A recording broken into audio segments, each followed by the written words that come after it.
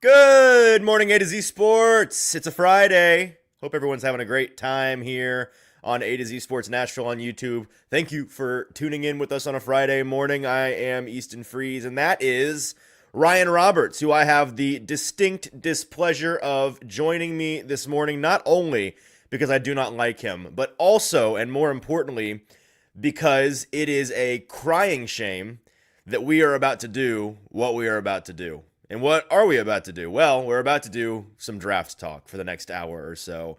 He is our resident football guy around here. He is our fixer, perhaps you could call him at A to Z Sports. Whenever there's a need, whenever there's a hole to fill, this guy's got the skill set, the wherewithal, the know-how to get in there and get it done. And if you've been listening to this show long enough, you know that Ryan and I and Austin did a whole lot of shows together this past spring during the draft cycle. That wasn't just because of people being in and out of the lineup and weddings and Sam moving on to a different job and all of these things, but it was also because he's very good at this, and this is something that he does year-round, keeping up with the draft. I am somebody, people this time of year, especially with where this team is at right now, God bless him, it's like, Easton, have you watched this guy? What do you think about this guy? Hey, if the Titans get this pick, what do you think? And my answer is, I have no idea. I fundamentally, a rule of mine, long-standing rule of mine, I do not watch any college football tape, as in I don't watch anything not on my television screen on Fox or on CBS until January 1st at the very earliest. That the new year is when and that is not snobbery on my part at all. In fact, it is the opposite. It is self-preservation on my part. It is knowing thyself. It is a weakness on my part because I know that if I try to start any earlier than that, if I try to start during the NFL regular season, by the time the draft gets here, I will jump off my roof, and we can't have that. So that's why I lean on people who are like you, Ryan, who this is your lifeblood, your bread and butter, and genuinely, God bless you for being able to do this year round. You're invaluable to folks like me. You're invaluable to, I'd imagine, the folks in the chat who have and it's not like I don't know any of these players we're going to talk about. I watch them on Saturdays, right? But it's a very casual understanding of them. I have not dove into their backgrounds, their numbers, their analytics. I have not looked at them on tape. I just know what I see on my screen as a fan. So we're going to kind of compare my mid-college football season fan understanding of these players to your expert understanding of where the draft is shaking up, albeit early. It is November. We're what, 5 months away from the draft? Sounds right. Like yeah, a little less than half a year away from the draft. So, but it'll be here sooner than you know it. And for Titans fans, maybe wishing it sooner rather than later. That's a lot of filibustering on my part. Ryan, when was the last time you were on the show? And also, good morning. Hello. Wow. When was the last time I was on this show? That's a great question. It's been a while. Oh, I was on the show during training camp when you were live on site, and that's right. I was on for some reason. Someone couldn't come on, I think. I don't exactly remember. I think Austin just took the day off. I think he was just being lazy that day. That's what it is. You need to be nicer to me though, man. I'm just saying that there is I'm not going to threaten people with screenshots of text messages, but screenshots of text messages can be hacked. They can be created. But no, that's true. That's true. It's been a while. Obviously, busting balls a little bit to begin. Who amongst us doesn't have compromising group chats that if the government ever gets their hands on them, then we're all cooked, right? That's yes. We do not want that to happen. Absolutely. But excited to be back. I see some warm welcomes in the chat. It looks like I left a solid impression on people, at least when I was here the first time. So excited. Easton, we knew this was going to happen though, man. We knew it in the preseason. We're like, November draft talk, man. It's coming. You would say it and I would ignore it. So we didn't know anything. I would refuse to accept your premise. I'm pretending that it didn't exist. But we are going to go a lot of different ways on this conversation today, folks, which I think you'll enjoy. This isn't just player talk. There will be some player talk, but it'll be obviously very Titan-centric, right? You've heard from Mike Borgonzi as far as what he is looking for in players that can hopefully get the Titans turned around. So we'll talk about the philosophical look at what you can expect. We'll also be talking about, hey, the draft position today, what does that do for the Tennessee Titans? We could talk about, taking best player available, best defender available. If you want to try to get a big big package of picks back to move back. Like there's a lot of options that are on the table. We're going to kind of hit some of those conversation points today. Obviously, this will be much more the draft season after the 2025 NFL season ends. But overall, I think it's a good early look. So before we get into it, though, folks, make sure you are liking the show. If you're live with us on YouTube, like button, subscribe to the channel. If you want to share the podcast on any and all of your favorite social media platforms, that would be very much appreciated. On Facebook, hit that share button at the bottom of your screen as well. Get it out on your feed. And if you could just send it to your favorite Tennessee Titans group chat that you guys are all in. Just say, hey, we're talking to do some early draft talk. We'll talk about the state of the Tennessee Titans, of course, but make sure that we get the conversation out into the universe on a wonderful Friday morning, Easton. Yep.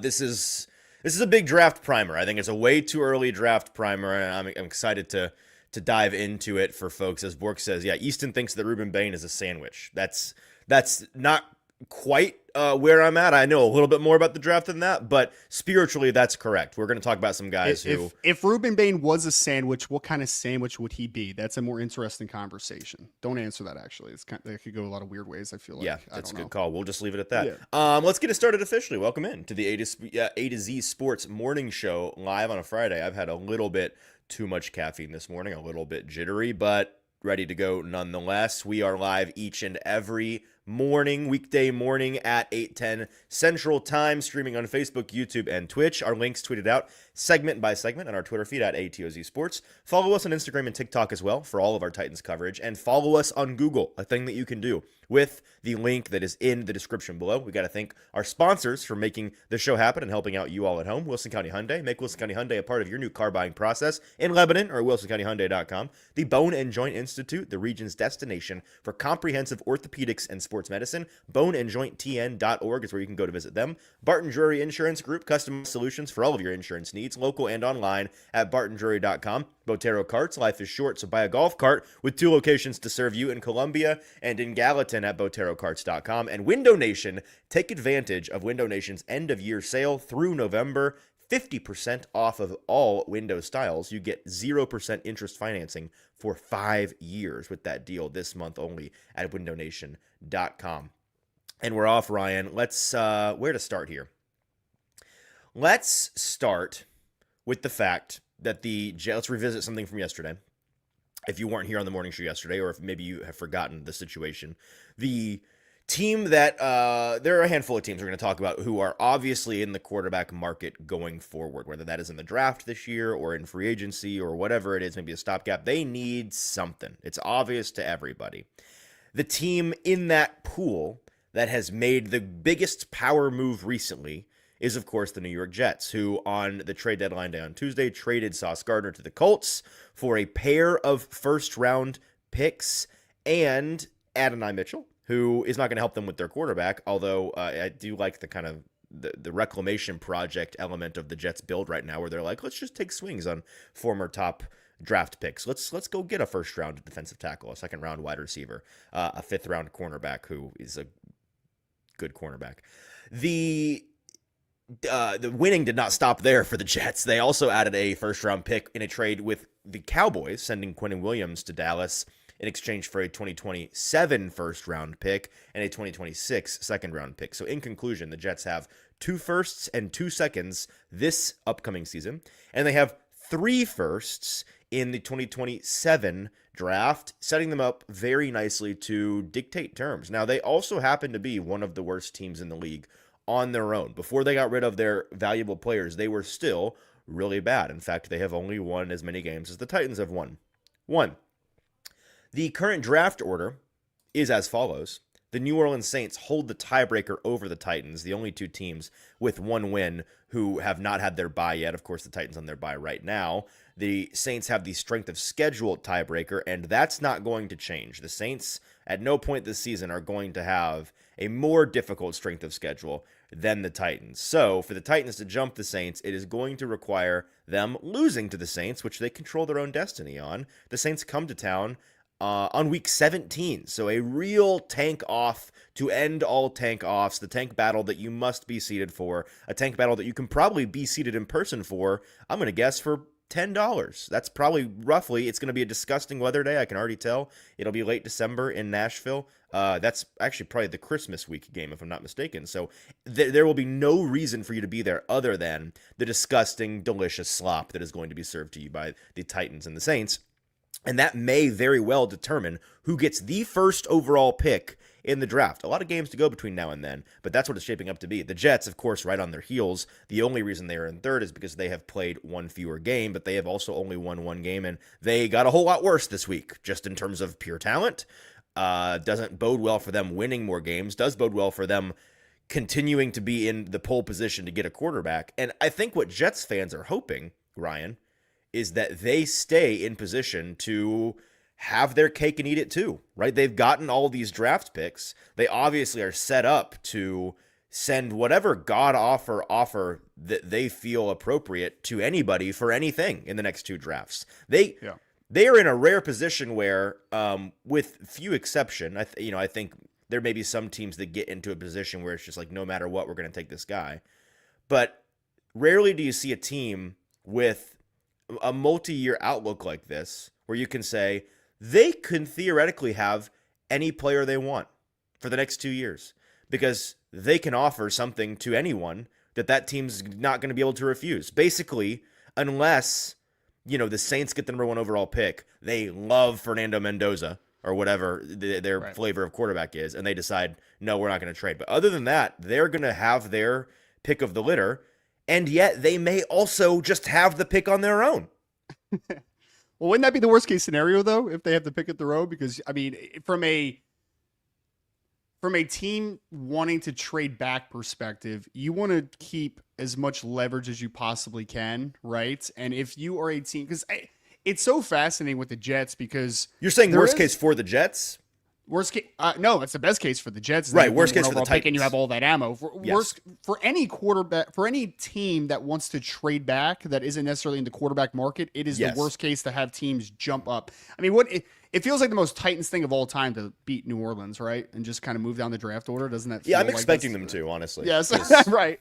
Yeah. I mean, could you imagine if they're picking like 4th? Or something like that. It's like you might still be, the Titans. They could still be in the conversation of like, hey, maybe there's a quarterback at 4 that a team wants to come up for, whether that's Arizona at 12 or whoever. Maybe someone wants to take a massive leap. But the further back you are, the less valuable your leverage comes as far as being a team that has a quarterback on the roster. So it's going to be fascinating because the Jets are also a team that's like, it's fascinating, Easton, to me, because like they might end up they did themselves 2 favors in this trade because they're a complete rebuild at this point. I think most people know that Justin Fields isn't the team. So, well, they're a rebuild to everybody but their GM, who swears up and down this week that we're in fact not rebuilding. I think you don't trade Quinnen Williams and Sauce Gardner if you are not rebuilding. If you're not, the rest of us understand that. He just wants us to believe him when he lies. They might be a team that could conceivably, now that they don't have Quinnen Williams and Sauce Gardner, 2 of their best players outside of maybe Garrett Wilson and Olu Fashanu, I don't know, like whatever. It's not a great roster, obviously. They might be a team that can now Jarvis contend Brownlee to have Jr. Yes, of course, Jarvis. Yes, absolutely. They might be a team that could contend to get that first overall pick. And even though that is a fact, they said, "Hey, we're going to offload our very talented but potentially overpriced, depending on kind of how you want to look at it, for where they are now." And we're going to make sure that we can get a guy that we want in this draft because they now have, 5 first-round picks over the next 2 years? That is ammo, man. So they now control their future. Like, they have full control. They have all the leverage because not only are they a bad football team who will probably only have 1 or 2 wins this entire season and could have the first overall pick when all is said and done, they have the ammunition to move up if they choose to now. So they're in a good spot. The Titans, I mean, it's going to be a really fascinating thing to see, one, where they fall, because Easton, on the NFL draft side of things, it's going to get a little bit of a, and I was talking with you in Austin about this briefly on the phone, but people have kind of had in their minds that this quarterback draft is Fernando Mendoza from Indiana. This is Ty Simpson from Alabama. This is Dante Moore from Oregon, and then maybe you sprinkle in a wild card or 2, right? Like a Lenora Sellers from South Carolina was a name early. A John late season blossom, right? And actually, what has happened in this college season so far, which has hurt a team that wants to trade back, is one, a lot of quarterbacks have regressed. Like Lenora Sellers needs to go back to school. Like, go back to school, young man. John Mateer probably needs to go back to school. Go back to school, young man. Drew Aller fell off the face of the earth. He stinks. Garrett Nussmeier had a bad season. He's not going to go high. Are we saying sending Cade Klubnik back to school? Cade Klubnik cannot go back to school, but if he could, he literally should. Can't? Oh, that's tough news for Cade. It's tough news. He is a true senior, so he cannot go back to school. So all these guys have kind of regressed. Diego Pavia, right? Yeah, run it back. If you can, man. Yeah, get that waiver in 7th year. So you've had guys regress, and you also at the top. I don't think people are talking about this enough.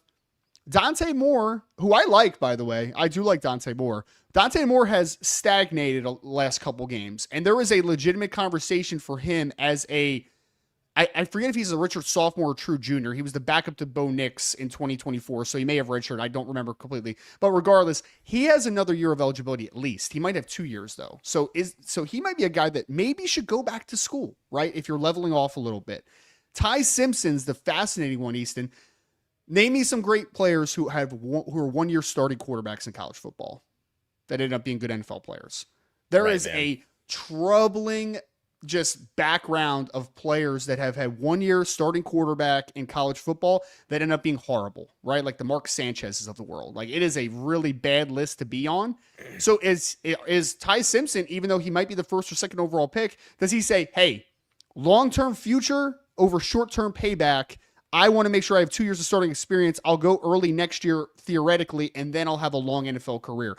There's a lot of turbulence, variance. I don't know what word you want to use up top, but it's going to be super interesting to see if this quarterback class is as desirable as maybe some people have portrayed earlier in the season, because there have been some downplay. There's been some kind of leveling off a little bit as well. This is a lot that I want to unpack, and you just said like 7 things that I want to touch on, but let's get the audience involved here. I'm going to send our first question in the chat. Our question is kind of what we've been talking about. What's the worst case scenario for where the Titans finish in the draft order? Maybe that to you is a certain number because of the quarterbacks that you think are going to be top 5 picks. Maybe that to you is about who is or is not in front of them. Maybe that to you is about how many games the Titans win down the stretch. Whatever this question means to you, what's the worst case scenario for where the Titans finish in the draft order? Let us know about that in the chat while I tell everyone about our friends at Barton Jury Insurance Group, customized solutions for all of your insurance needs. They are a local insurance shop here in Nashville that is ready to serve you as they have for 40 years now. They've been serving Tennesseans. And they have got everything you need from personal to business insurance. They sell employee benefits, 401k planning, life insurance, workers' comp, liability, auto, property, umbrella, surety bonds. If you didn't quite catch all of the things I said there, let me sum it up for you. Anything you could possibly need from an insurance company, bartondrury.com is where you can go and find it from a local shop that's going to give you the highest level of responsiveness, expertise, optionality. They do it all. They do it all. And we know firsthand here at A to Z Sports from Austin and Zach's experience with them as clients for A to Z's insurance needs that they are the best. So go to bartondrury.com. If you are local, if you are not local, regardless, check them out. They strive to provide excellent service, but they also make sure to take the time to make sure you understand your insurance policies. They'll get you covered. They will take care of you at bartondrury.com. It's my first BTA Sports live read, folks. So I want to tell you about BTA Sports, which is a data-driven NFL picks, tools, and projections all in one place, built for serious fans and smart bettors out there. If you want to get smarter betting this season, BTA gives you the edge with machine learning models. Smart bets, no guesswork. You can use code ATOZ14 when you download the BTA Sports app to get a 14-day trial before a weekly subscription of only $9.99. Use the link in the show description below. Use code ATOZ Sports when you download the BTA Sports app to get a 14-day free trial on your annual 12-month subscription of $79. Use the link in the show description. BTA, better for bettors. Ryan, I will send you to the chat. We asked, what is the worst case scenario for where the Titans finish in the draft order? What are folks on Facebook and YouTube, like the show, please, saying about that? We had Titans. Kyle started us off, said we win 2 more games and end up in the 4 or 5 spots. We had Mike Bell who said... Hang on, pause. 3rd. That's crazy to me. Does that... Which part? The Titans are going to get to 3 wins And It'd be 3 the 4 or wins is 5. going to be the 4th or 5th best. Nah, it's still top 3. Yeah, it's still top 3. What? How many wins Yeah. did the Titans have last year, Ryan? Are they 3 wins? They 3 wins, Yeah, right? and where did Yeah. they finish in the draft order? Number 1.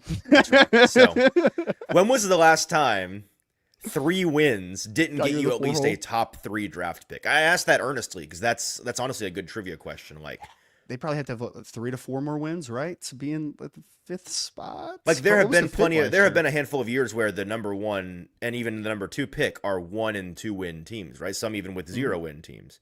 Mhm. But the last time that there were more than 3 teams that had 3 or fewer wins, I bet was a long time ago.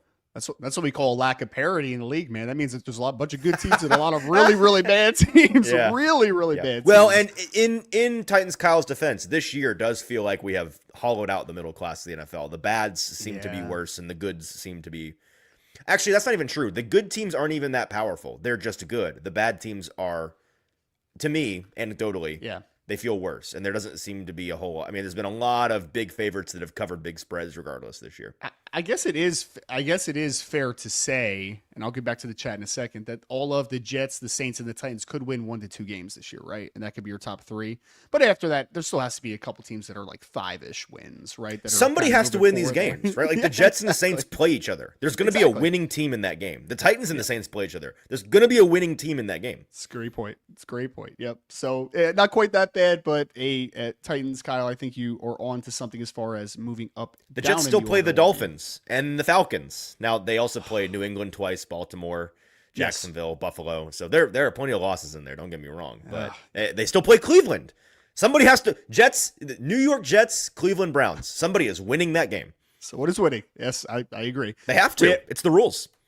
Getting back to the chat, Mike Bell says 3rd overall would be the worst case scenario for the Jets. We had a 5th from Borkington. We had Tall Texan says it doesn't matter. Historically bad draft class incoming. Let's so take it a doesn't pause matter on to that him. real quick Yes. and get your Yes. 10,000-foot view on that, because this is something we do every year. Not say that every draft class is bad, but Right. this is an example of our binary culture. Everything is good or everything is bad. It must be the best or the worst of all time, right? And so we enter a class, and that's what it is. It's either the best class in a long time or the worst class in a long time, the best quarterback class, the worst quarterback class.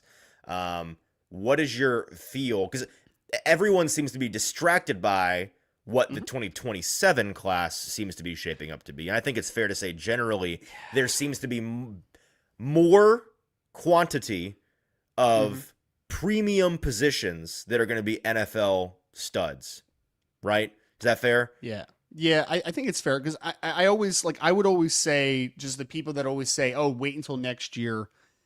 That's just such a dangerous game to play, man, because again, we're talking about in most cases, we're talking about 18, 19, 20, well, not 18. We're talking about 19, 20 to 21 year olds and it with another year, and so many things could happen in another year, man. Can I give you an so many example? things. I Yeah. want to actually finish your train of thought. on this, I'll but give you an example after your example. So go Okay, ahead. well, I had this pulled up waiting for this moment to come up because this just happened to cross my feed late last night on Twitter, and it was a tweet from a random Titans fan talking about last year's quarterback class versus this year's quarterback class. It's a tweet from March of this year, and they were looking at this year's class in anticipation of all of the many riches of quarterbacks there will be.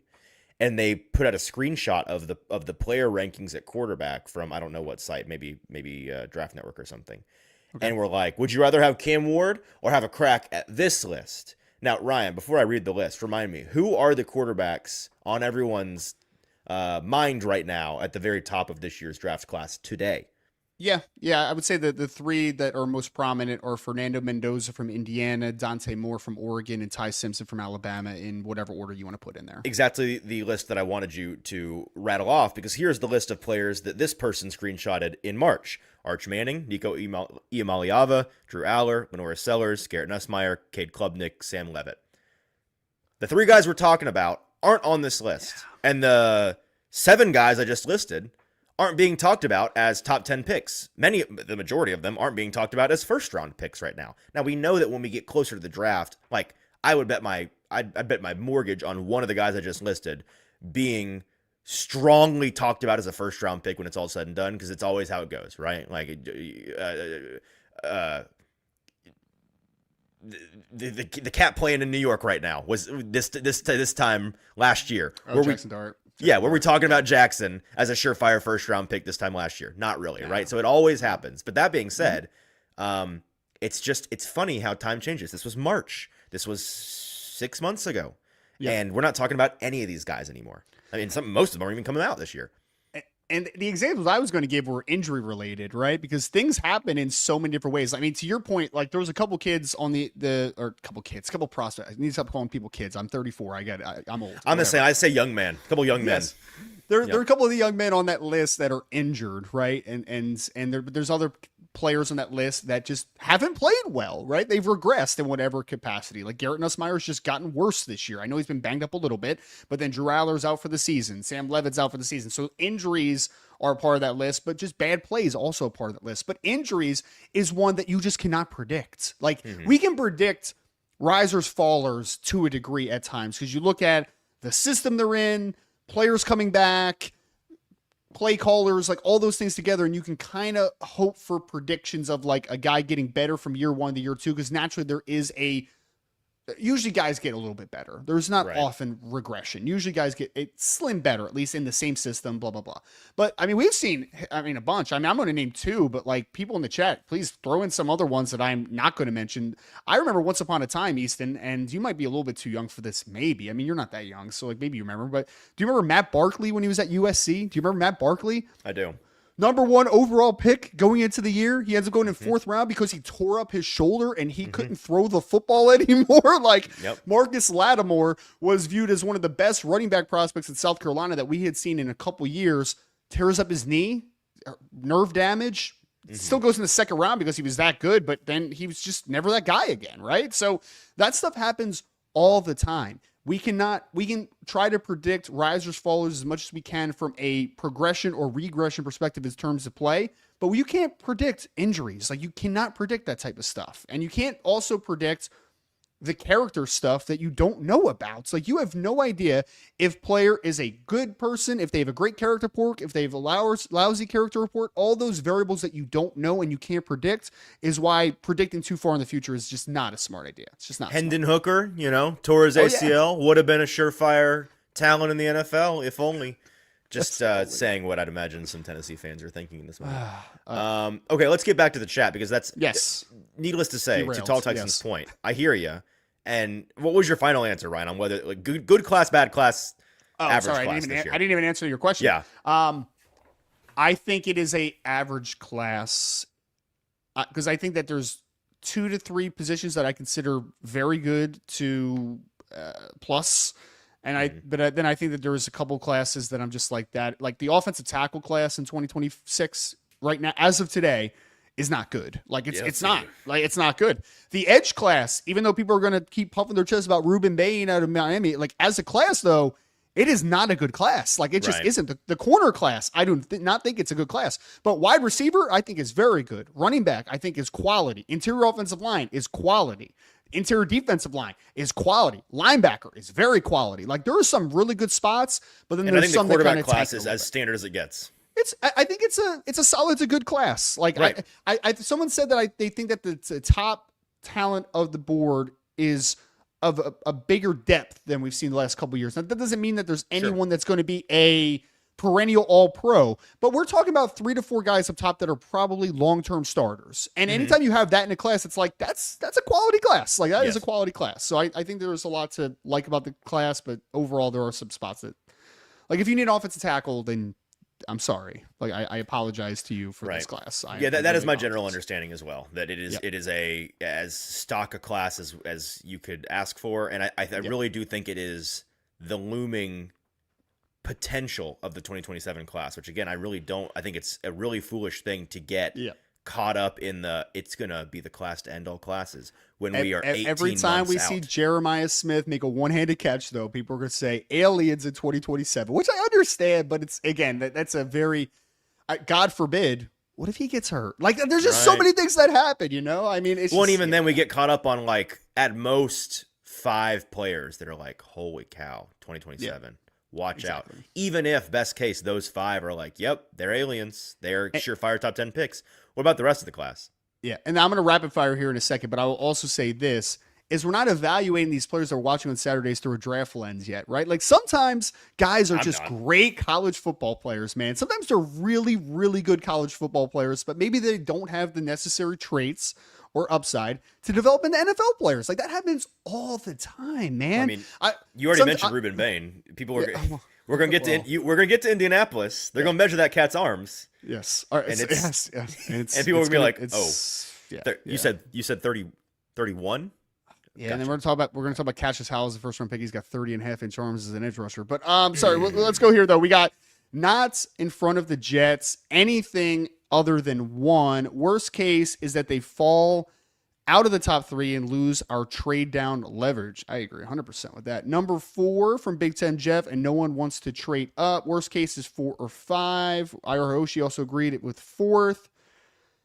4th or worse, I guess, from Big 2033. And then James, we'll kind of end this one because we went too long on this, but not getting number 1 pick. Titans can trade and get multiple picks. All right, we're going to answer the question, Ryan, you and I want to ask the question to you in a certain way. But first, I'm going to tell our friends about our friends at Window Nation because we've got some bills to pay. Got to keep the sales weasels happy. Window Nation is running a new deal this month. We had our September and our October month of deals here at A to Z Sports led by Window Nation's buy 2 get 2. You can no longer buy 2 get 2. I'm very sorry, but you can buy as many as you want and get them half off. So in a way, it's actually a slightly better deal if you wanted more than 4 windows. That's what we're running right now, Window Nation. Through November, just this month, half off of all window styles, no exclusions, and you get 0% interest financing for 5 years, which if you think about it is basically forever. Who knows if we'll all even be here in 5 years? You know what I mean? If you do, that's when you'll start paying interest. But until then, no interest financing for 5 years with our friends at Window Nation. Schedule a fast and free estimate now with the pros at Window Nation.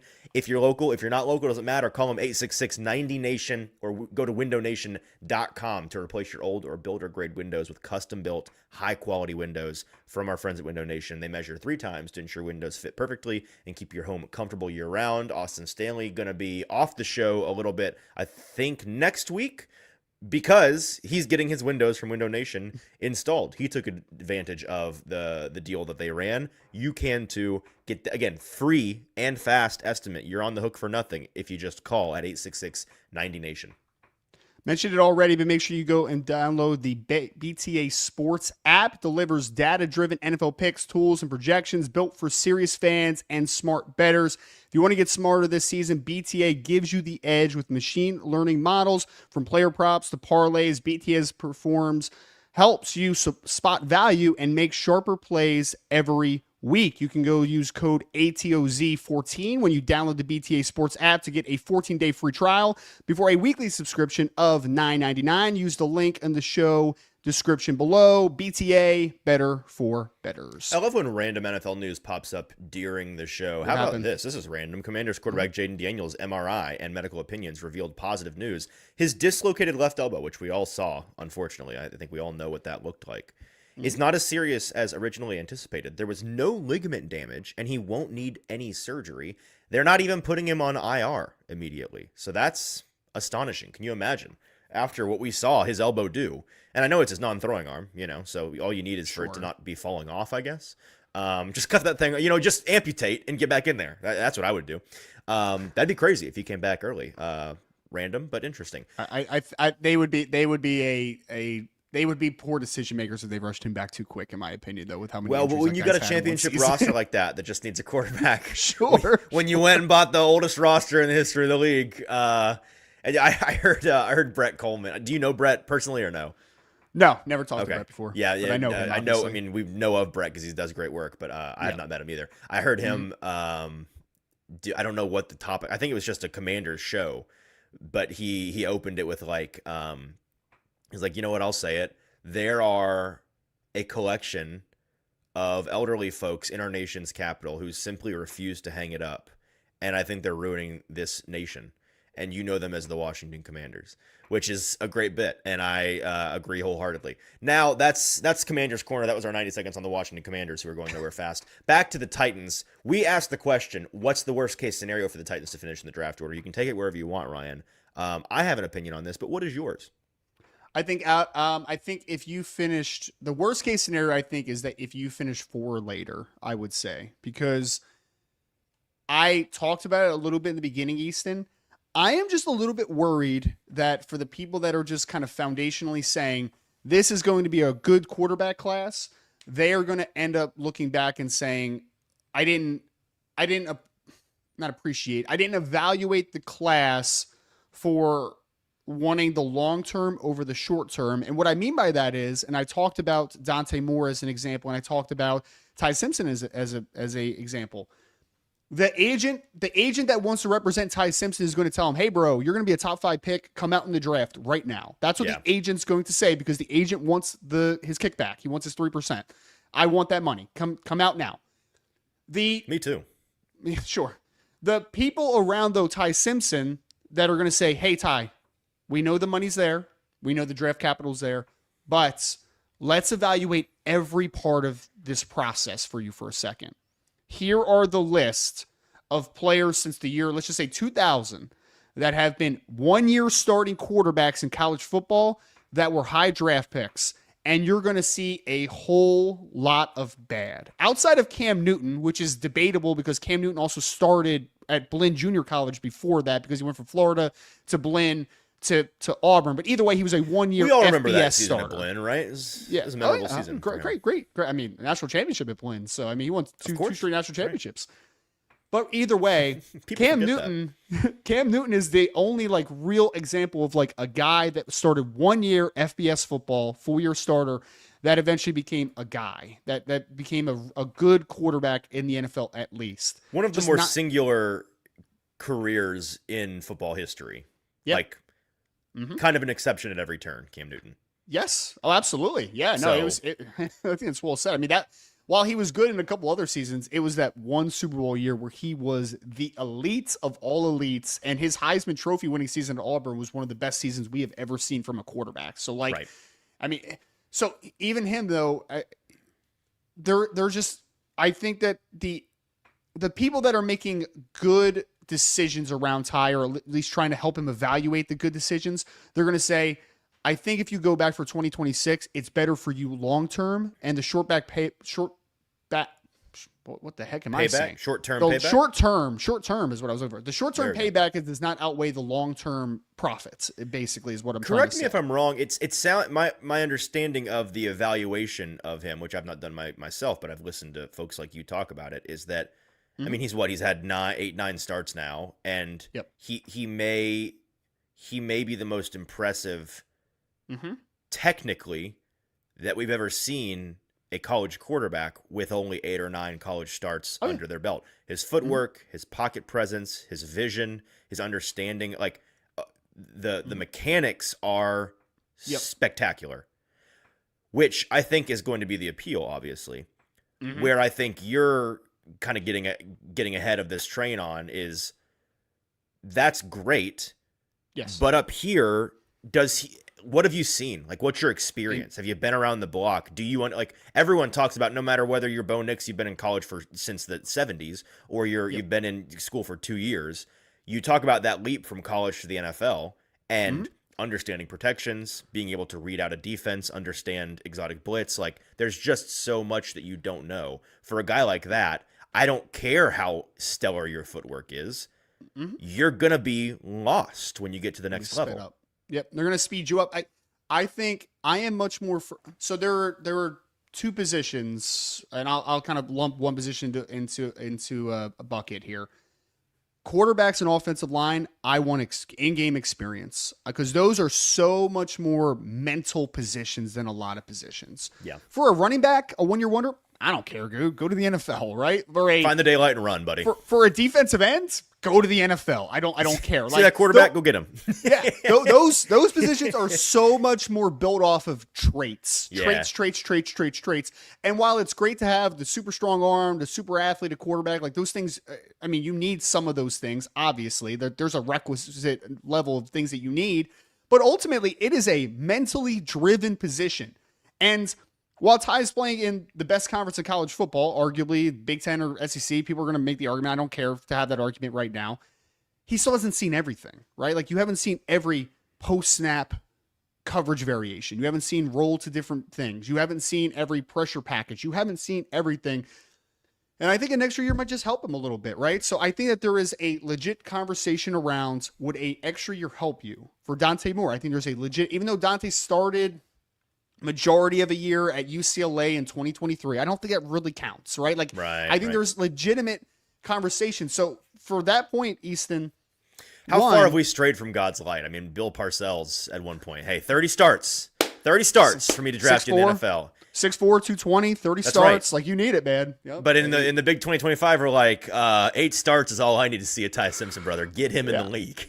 Oh gosh, it's going to be so that all is all to say. My long-winded answer of saying, let's see what this quarterback class actually looks like in the end. If a surprise kid decides to go back to school, because if there's less guys that are going to go early, the further the Titans get back is an absolute disaster. Because if you are a pick right now, I would say if you have a pick 1 to 3, you have great leverage. Because right now, as of today, there's 3 quarterbacks that teams would probably draft really, really early. So you have some leverage to have a top 3 pick.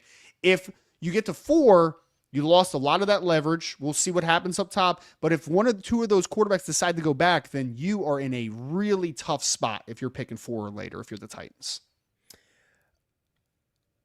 So my answer, and I have another question for you because I mean, everybody agrees the best case for the Titans from a draft perspective is to have the number 1 overall pick again, which is funny. Folks are like, man, are the Titans get the number 1 overall pick again, Easton? And I'm like, maybe. You know, ESPN's FPI right now says, yeah, probably. So, yeah, probably. And they're like, wow, has that ever happened? A team have back-to-back first overall picks? I'm like, yeah, the Jaguars 5 minutes ago. So, before that, I don't know. But the AFC South loves to do this. And do I, in my heart, think that they actually will get it? No, just because it's really, really hard. And we saw last year with the Titans, how many things had to go right on top of them being a uniquely bad and a uniquely unlucky team on Sundays. They also had to have some you had to have first ballot All-Pro Hall of Fame Drew Lock performance. You had to have breakout Joe Milton Bazooka Joe performance. Like, there were a couple of real out of nowhere performances that you had to have from other teams for the Titans to get to where they were. And they also were playing a lot of Mason Rudolph. Like, they were playing quarterbacks who we weren't expecting to get better as the year goes on necessarily. With Cam Ward, we're all expecting him to continue to improve, and it would be kind of a glass half full, glass half empty for the Titans no matter what, because if they finish and get the number 1 overall pick, great, but that's going to mean that not that Cam Ward didn't improve, but that Cam Ward didn't improve to a level of being able to win football games unless they turn into the Bengals and the Cowboys down the stretch and they're just losing every week 39-33, and it's like, well, you know, there's Cam scoring points, fine. But does anyone expect that to happen for this team? No. So if they get the first overall pick, it's going to be because the offense continued to just not take any steps. And that's going to be not only a big bummer, but a pretty significant red flag going into year 2 for this offense. If they don't get the number 1 overall pick, which I think is more likely, it's going to be because Cam Ward showed some promising things. Obviously, that's what's most important, even more important than getting this pick for the future of the franchise, is for Cam Ward to start to take steps. If you're going to be competitive in the near-term future at all, it's going to be because of that man. Yep. So you're kind of damned if you do, damned if you don't. Mm-hmm. Outside of getting the number 1 overall pick being the best case, yep, I do feel comfortable enough with this quarterback class, Ryan, and just knowing the way that even if it's smart or not, the way that the draft season goes, that if the Titans end up at number 2, I think they're still in perfectly fine position because this quarterback class does have enough potential top picks in it for me to say there are going to be two guys. They're going to go 1-2 because there are so many teams that need a quarterback and have the draft capital to go and get the guy this year. And do if you a feel quarterback comfortable saying that? Yes. And I was going to add to your point because I agree with you 100%. If a quarterback goes number 1 as well, it makes number 2 a lot more of a valuable pick because now a team's going to say, all right, I got to get up now. Like, I got to get up and get my guy to make sure that that's my spot, right? If it falls past 2 and then someone takes a quarterback second, then you're in no man's land. So if number 1 is a quarterback, let's say it's a Fernando Mendoza for argument's sake, then a team is going to be very desperate to try to get up to get a Ty Simpson or a Dante Moore. 100%. Well, in the best case for the Titans, if they end up at 2, is for what actually tends to happen most years to happen for them. And what I mean is for the draft to start at 2. You know, like last year, a lot of the reporting, led by your boy, by the way, at the very beginning of March, the day after the combine, was the Titans are taking Cam Ward. I went on every show, local and national, that would have me and said, the draft starts at 2. There are clips of this. There's a paper trail. You can go and find it. The Titans are taking Cam Ward. And that was an understanding for the better part of the final 6 weeks of the draft discussion. And so that meant for the Browns at 2, who ended up getting, I mean, look at the package that they got for a non-quarterback, by the way, in the end, that meant that they spent the final month or two living in that world where it's like, well, everyone in the league, the other 30 GMs that aren't me and aren't the guy picking at number 1, know that I'm the one you come to for business. I would not be surprised. In fact, I expect us to get to a point this spring where we can say, if the Titans have the number 2 overall pick, whoever has the number 2 overall pick, okay, well, the Saints, the Jets, they're taking Mendoza at number 1, or, you know, whoever it ends up being that is the obvious guy. I think we're going to get to that spot, and it's going to be, okay, well, come call the Titans, because that's where the draft starts. Yes. And can I, to the stay at 2 and take a player or trade back conversation for a second, because I think most people would say, like, I want to trade back, right? I want to trade back. I want to get as much capital as possible, which I think that the Titans would be very smart of, because breaking news: the Titans have a really bad roster. I know I'm breaking like massive news there, right? That's an astute observation on your part. Yeah. You know what the weird thing is about this 2026 class as of today, though, Easton? I would make a legitimate argument that the 2 best players in the 2026 NFL draft, who I think are both blue chip players, by the way, play very invaluable positions from NFL standards. And that is a linebacker out of Ohio State, Arvell Reese, who can also play edge. Like, he can play anywhere, right? In the front, at least he can play any 3 linebacker spots you need him to. He can play on the edge. He can do whatever the heck he wants. He's a freak show. And then the other, I would argue, is maybe Jeremiah Love from Notre Dame, who's a running back, right? So, like, I know. Oh, the Notre Dame writer thinks that his boy is going to be. No, I'm giving you a hard really time. Good, man. Love's really good, He's a dude. good He's really good. Yeah. And if you want to throw Ruben Bain in there, you can. I am just in a vacuum compared to some of the other people. I am a little lower on Ruben Bain. Like, I just am, admittedly. I think Arvell Reese, though, let's take the second out of the option. If you're taking 2 and you're taking who I believe is the best player available, that's a linebacker that you're going to take number 2 overall, and people would hate that. No matter how much I'm going to sit up here and tell you Arvell Reese is probably the best linebacker that I have ever evaluated. I am willing to say that today. That kid is 6'4", 240, can play any position he wants, is a freak of nature. Like, unreal player. Unreal. If I told you they're going to take a linebacker or 2, everyone would like jump off the bridge here, right? Like, they'd be like, no, you cannot take a linebacker or 2 when you have a bad roster.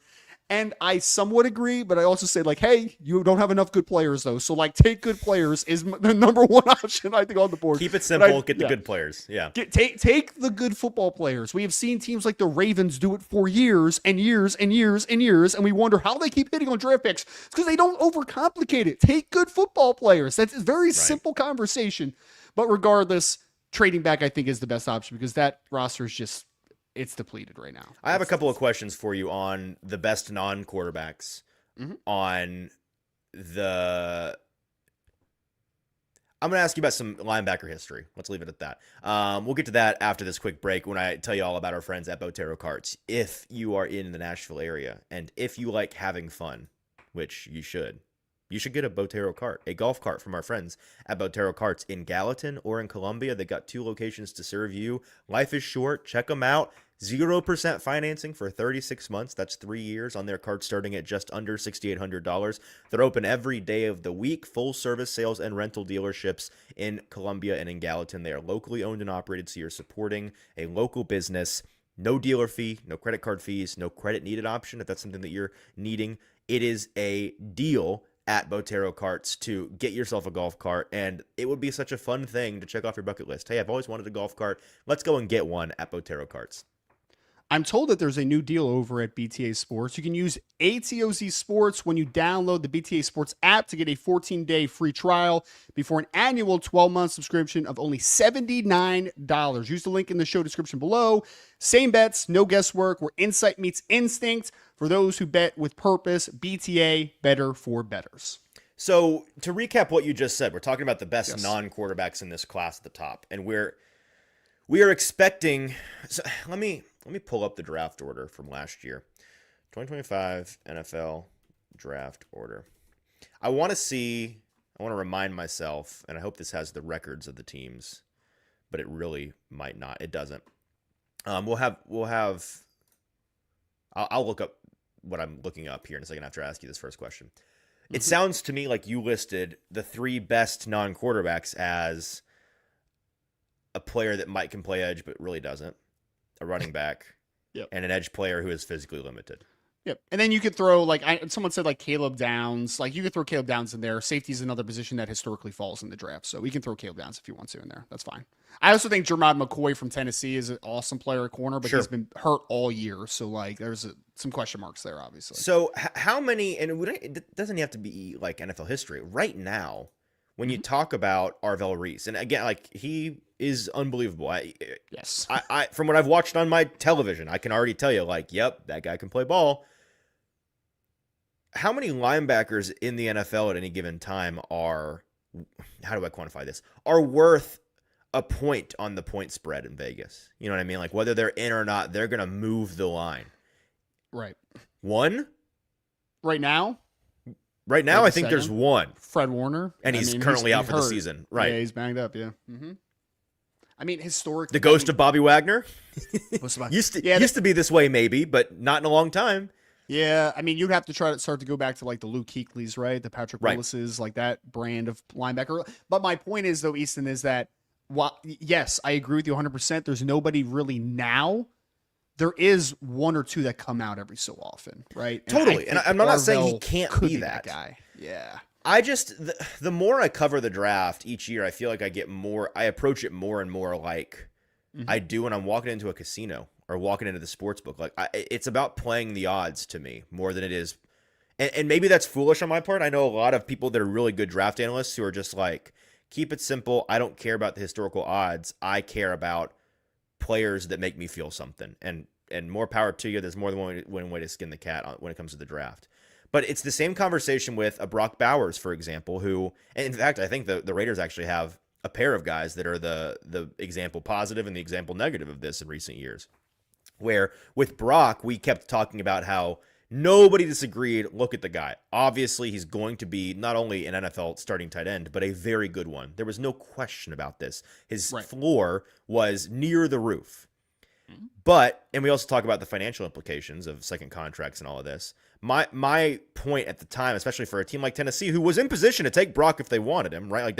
We talked about this, was not only are you getting a historically devalued position, right? Not a premium position. Now it's becoming more and more so as you become basically just a receiver. But even then, what you need this guy to become, if you draft him at 10 or 15 or wherever you take them, you need them to be on their rookie contract kind of immediately a top, call it 5 player in the NFL at their position for it to be a thing. And with Arvell Reese, I'm not saying it can't be, but my point is you're leaving yourself so little margin for error that if on the spectrum of outcomes, Arvell Reese being a bust is a very tiny part of the pie chart.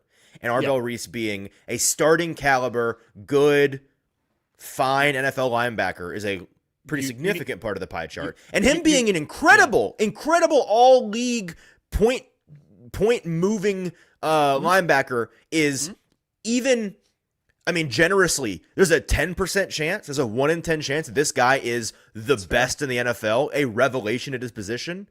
That's what you're betting on. And you have to get that to hit. Do you like that? Do you like those odds? I don't like those odds. No, that's totally fair. I mean, just kind of surmise what you're saying. So you are saying the value of that position, in order for it to be worth it at that high of a valuation, you need a superstar. You don't need a good player. You need a superstar, and the variance of and the ability to predict superstardom is not easy, right? Like it's hard, right, to find those types kind of guaranteed blue chip. So there's so much luck involved, right? Yeah. Let me put it this way, because that was convoluted. And I sorry for I was following it. I think you said it. I know, but I'd rather put it this way, because I think this is the best way to look at it. When we talk about the likely outcomes for the likely spectrum of outcome for a player, when you're drafting at the top of the first round, the low end of that spectrum matters way more to me than the high end. I like to think of every top 15 player as, what would happen if 1 or 2 years into this guy's contract, we got the worst case scenario? And I don't mean injured and out. I don't mean total bust and head case. I mean, Arvell Reese comes into the NFL and he is the 15th to 12th best linebacker in the league by his second year. What does that mean for grading this draft pick? And what that means is you missed. He's a good player. He's like, that sunk cost, fine. You have him. He's a good player. But opportunity cost missed on that pick. With these premium positions, I mean, quarterback's the obvious one. If you got the dead average quarterback in the league as a starter with a top 15 pick, fantastic. Like, great stuff. If you got the league dead average edge rusher out of a top 15 pick, is it the best case scenario? Certainly not. But is it a good use of your draft capital? Absolutely. So that's why when I look at the Brock Bowerses, the Ashton Genties, the Arvell Reeses, it's like, I want to know what kind of luxury you have with your roster. What kind of latitude do you have to miss and still be okay? And obviously the Titans don't have any.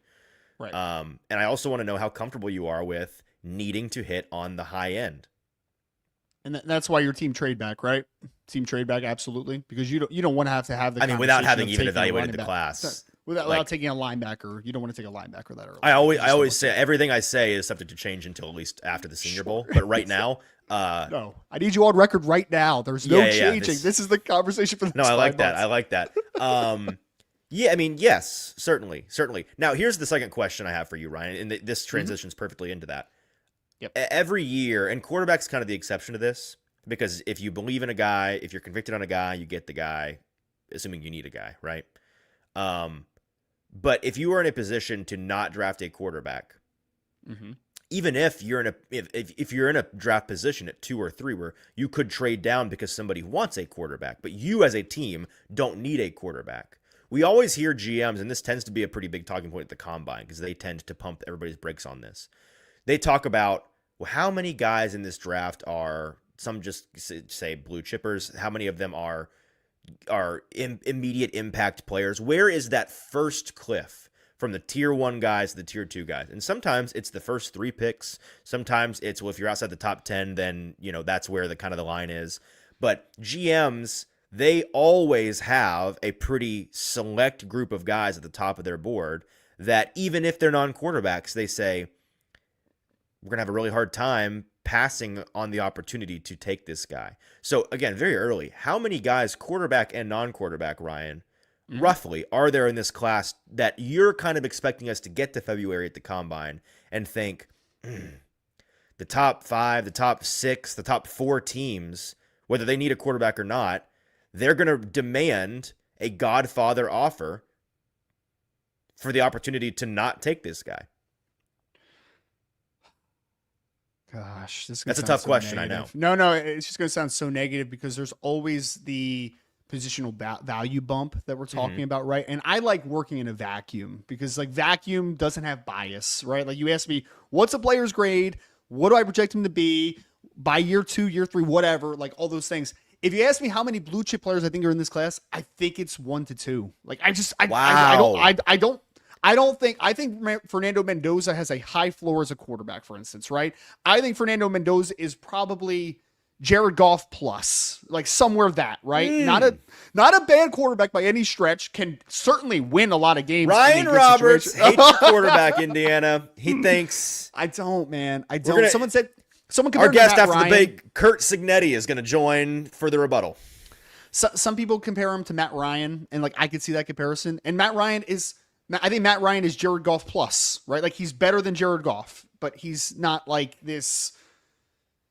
He's not like this difference maker necessarily. Like Can I give you my probably dumb for me to even say this, only watched Fernando Mendoza probably 4 times in a full game this year, but it's where my initial gut was, and it's probably wrong, but it's where my gut is like I see Trevor Lawrence, but NFL Trevor Lawrence. Does that make sense? Like I see like the body type, tall, lanky guy that when he gets on the move, it's like, oh, okay, he can scurry. And he's got an impressive arm. He can pass downfield. Like everything about the super soldier traits of the guy, I'm like, I get it. I see it. I mean, is he like as big as Josh Allen? No, but he's got the build. But when he gets to the NFL, it may just not click. Well, and here's the problem. Oh man, like so when you take that type of player though, and someone said like Jared Goff's a Super Bowl caliber quarterback. He can make it to a Super Bowl in a really good situation. I agree. Like, yes, in a right situation, they could be successful. Matt Ryan, when he is the Julio worst Jones quarterback that you Roddy can get White. to a Super Bowl with, right? Is that a compliment? Yeah. So we throw around that term game manager a lot, and like I don't like the term, but like in the game manager conversation here, that's the player that's not driving the bus. He's on the bus, he's a good part of the bus, he helps the bus move, but he's not the guy that if the chips fall and you need him to be that guy and you can elevate a team around him, that's not Jared Goff, obviously. Tractors and trailers. He's a trailer quarterback. I think that Fernando Mendoza, good trailer quarterback. Yeah. And when I say that, it sounds like I'm saying Fernando Mendoza isn't good. I think Fernando Mendoza is going to be a good to very good quarterback in the NFL. I think the floor is high for Fernando Mendoza, which is great on a really good football team because that means that he can help that team get over the next peak, right? Like he can do that type of thing. But are you drafting Fernando Mendoza to be a franchise savior? Like, no, you're not. It's like, this isn't Andrew Luck like that we're talking about here. Like, it's not like one of those guys. So all that is to say, I don't think there's a blue chip quarterback in this class. I think there's a couple good ones. I think there's a couple very good ones, which is why I said it's a pretty solid to good quarterback class. That's great. But so there's no blue chip quarterback. I think that there are 1 to 2 blue chips up top. Some people argue with me at Caleb Downs. I think Caleb Downs is a very good prospect. I don't think he's a blue chipper. I know that's probably a hot take, but like I don't think Caleb Downs is a blue chipper. I don't. I thought Kyle Hamilton was a blue chipper. I know Notre Dame bias, whatever. The 6'4", 220 guy that can play from the roof. That's a blue chipper. Caleb Downs doing what Caleb Downs does is a very good football player, but it's not a blue chip player. It's not a blue chip guy to me. It's just not. Ruben Bain's a conversation we could have, whatever. I think at most though, even if you are a Ruben Bain guy, even if you are a Caleb Downs guy, and let's say that you're a guy that is in on both those players, what are we talking about? 4? 4? I mean, after that, it's like, I love Jordan Tyson from Arizona State. Those medicals are not going to be good, folks. I'm here to tell you that their medicals are not going to be good. Cornell Tate is making a big ascension. Write that down. I mean, you could just look at the injury profile on him. Like, it's very easy to see. Cornell Tate, maybe a top 10 pick wide receiver, Ohio State, but even him, he's not a blue chip. He's a very good player, though. Like, that's the difference between an elite player and a very good player. Like, there's so many layers to this evaluation process, man. So many layers to it. Yeah, we could go on about this for another hour easily because we've only gotten halfway through our rundown, and we're going to save our entire second topic for maybe next week, honestly, because we could make another show out of it. I have one more question for you before we are done and we get to good news. But first, I got to tell our friends about the Bone and Joint Institute, an institution around here, a longtime sponsor of the show. They are the region's destination for comprehensive orthopedics and sports medicine. Check them out at boneandjointtn.org if you need any kind of help with an injury in your life. When you get hurt, you have to know who to trust. And our friends at BJI are who we recommend. They are located in Franklin. They have over a dozen specialists who can help you get through any type of injury. State-of-the-art rehab facility on campus, clinic, testing, imaging, surgery, rehab. It's all under their one roof. Schedule an appointment today at boneandjointtn.org. I have a comment that I want to pull up in a second too. After I tell you all again about BTA Sports, you use code ATOZ when downloading the app. Actually, I'm sorry. I'm reading the wrong part of the ad read here. You can use ATOZ Sports, all caps, when you download the BTA Sports app to get a 14-day free trial before an annual 12-month subscription of $79. Use the link in the show description. BTA Sports delivers data-driven NFL picks, tools, and projections built for serious fans and smart bettors. If you want to get smarter this season, BTA gives you the edge with machine learning models. BTA, better for bettors. All right, what's this comment you liked? What do we need? Oh man, I missed where I put it now. I just want to say, Orlando has an idea for mock draft Fridays. I just want to throw that one out there. All right, well, hey, listen, this hasn't been as bad as I thought it might go. So maybe we should start a draft podcast, man. That's what we should do. We should start a draft podcast. Absolutely. I mean, I'm in. We'll talk about it. Another super chat, by the way, from Andre, which I want to make sure we get to. Remember the feel good wins that cost us Stroud in 23, Neighbors and Alt in 24, and needing the miracle last year to get Cam. Be prepared, boys. It's coming. I think he's saying it's coming, that they're going to have some feel good wins that cost them a good player. But listen, again, it's going to feel nice if you end the year with the number 1 overall pick. But the looming specter of Cam Ward won one game and it was a miracle in his rookie year is worse than that feeling to me. It is the best case scenario is the Titans somehow win 2 or 3 more games and still get the number 1 overall pick, right? You just want Cam to really play really, really well down the stretch, but you still lose football games, right? Isn't that like the dream if you're a Titans fan? Thread that needle. That's all you want, man. So my last question for you, Ryan, before we get to good news is, so you're talking about, okay, maybe there's 1 or 2, maybe best case, 3 or 4 blue chip players in the class, which is less than usual, but not entirely shocking based on what I understand this class to be. Right. It sounds like you are, though, as you continue to eliminate, like this guy might be, people think he's a blue chip, not a blue chip, not a blue chip, not quite a blue chip, hot take, not a blue chip. Sounds like you're collecting a lot of red chip players. It sounds like, so that, and that's the next tier, right? There is always a tier break somewhere in the top 10 that a lot of GMs tend to agree on. And then there's typically another tier break in the teens of the first round that, again, and this sounds like, who cares? What's the point? Well, it really does dictate where and how far and how willing GMs are to move. And when you consider even teams that are quarterback needy like the Rams or the Steelers, who are likely to be in that range, who have ammo to maybe, like, they could be teams that the Titans are courting with a trade, you then have to consider, where is that next tier break? And I know that this is an even bigger ask in November, but does that next tier feel like a pretty deep group to you? Or is there just generally a lack of depth in this class? No. I think that second tier is kind of where the quality of this class is, which is again why I think that a trade back is a good option. I mean, I'll say it like this, Easton. I know it's not going to be popular in Tennessee lands, like it's just not. I am team trade back, but if you drafted Arvell Reese with the 3rd pick, although people would hate it, I actually would be like, yes, Arvell Reese, let's do it. I almost made a Titans jersey swap of Arvell Reese this morning. I was going to. You should. It's like good the Alvin. Have you ever seen Draft Day? I'm assuming the answer is no. I have actually. JT made me watch it a couple years ago. Arvell Reese, no matter what. Mike Borgonzi, write it down. But to answer your question, write it in pencil. If you trade back a few spots, Caleb Downs could potentially be on the board. I know the Titans could be in a market for a safety potentially with how the safeties have played this year. Jermon McCoy, I think as long as the medical's clear out of Tennessee, is a really good football player. Like, I think he's close to a blue chip if he was healthy, but he's not healthy, so we'll see what happens there. You have the Carnell Tate's, Jordan Tyson conversation of wide receivers, which I think is a very interesting one. You'll have a couple more edges, obviously, of the Ruben Bain ilk, like that type of guy as well. So, like, yeah, I think that it's very quality. And a trade back when you're closer to 10 than picking number 1 or number 2, I think that the Titans could make out like a bandit if they, depending on what the capital is that they can get out of it. Okay, well, I think that's honestly a great way to end our primer here because, again, it is November, but It is a more interesting conversation than you might think when you kind of dive into it. There's a lot to consider, and there is a lot of days between now and the draft for everything to change. So I am.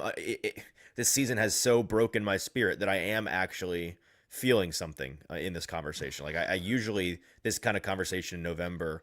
I mean, weeks before Thanksgiving is just crazy talk, and yet you enjoyed this more than you want to guess. More than I wanted to be honest with you. Yeah, yes, and I blame the Titans. That is the Titans' fault for basically not even being participants in this year's NFL season. Hopefully, this is the only time they do that. Okay, we've got good news to get to, Ryan. We can't leave the week without getting into some good news. So, folks in the chat, throw your good news in there. We will read off all of your good news as we head into the Titans bye weekend.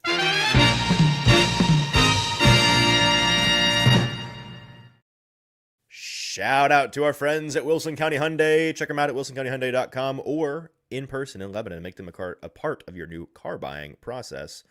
Ryan, I'll send you to the comments. Are people sending any good news, or do we need to filibuster with our good news? I think we need to filibuster for a second here. Unless I'll share mine. My good news is that as soon as this is over, I'm going over there to my bedroom to pack up my things. To sleep. To go to a very good friend of mine's wedding. He asked me to be in his wedding, so I'm in the wedding. He asked me back in, whatever, January or something.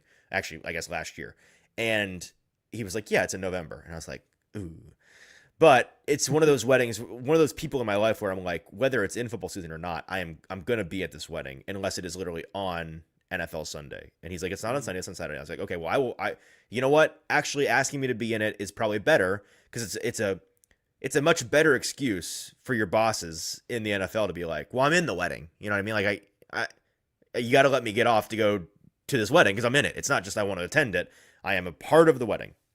And I was like, well, just, let's hope that maybe it somehow ends up on the Titans bye week. And we scheduled his bachelor trip and we scheduled he scheduled his wedding, and I knew those dates before the NFL schedule came out, and he just happened to hit the jackpot with his bachelor party weekend, the dead weekend between the preseason and the regular season, and now his wedding on the Titans bye week. So it worked out as perfectly as it possibly could, and we're going to have a good time. So that's my good news.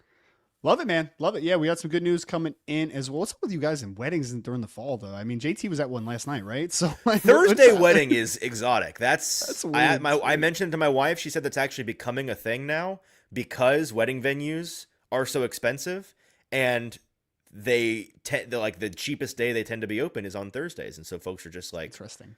I mean, I get it from a financial standpoint. If you got Sure. folks that just don't care, then have a Thursday wedding. Well, as we go to the chat here, we have some good news. Like I said, Edward said, good news. It's the bye week. Not losing, I bet. Yes, not losing. Can't lose on your bye. Can't lose. We had Toltex who said, good news. Even though this draft is bad, there are still dumb GMs that'll trade up with the Titans. Okay. Sure. Jeff said, good news.